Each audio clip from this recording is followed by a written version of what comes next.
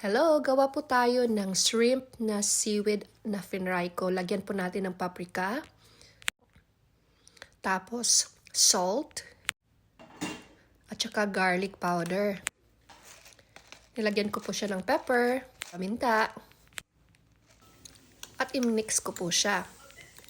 Dapat po pino po yung hipon natin, no? Kaya ang ginawa ko, kinuha ko po yung slicer namin para magpino siya. Chinek ko lang siya ng ilang beses just to make sure na yun ang consistency na gusto ko. Ganyan. Tapos naglagay din ako ng minced na carrots. Mix ko rin dyan. Siguraduhin mix na mix at saka ng green na onion. Spring onion or sibuyas na dahon. Feeling ko pwede nyo gumawa ng tuna in can nito kung hindi nyo kayang maghanap ng prawn or shrimp or hipon.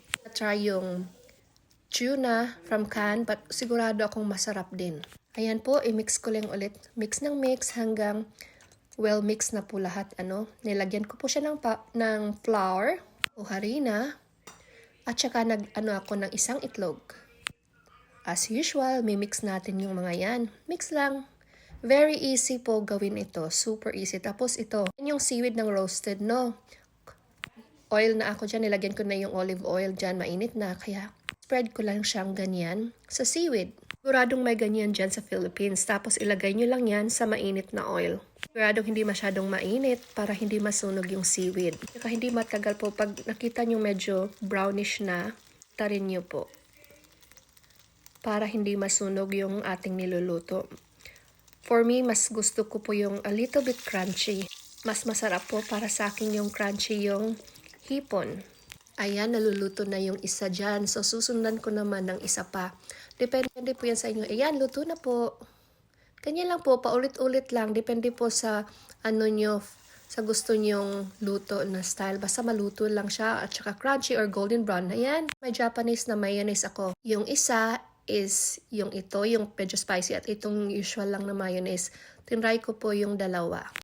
Lagay nyo lang dyan. Hindi po siyang kainin kahit walang ganyan, ilagay ko rin yung medyo spicy.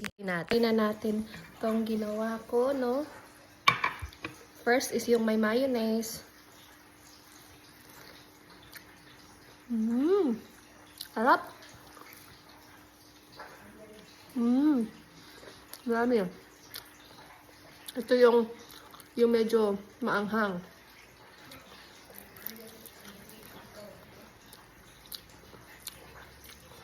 Mas bet ko yung medyo maanghang. Try nyo, lutuin nyo.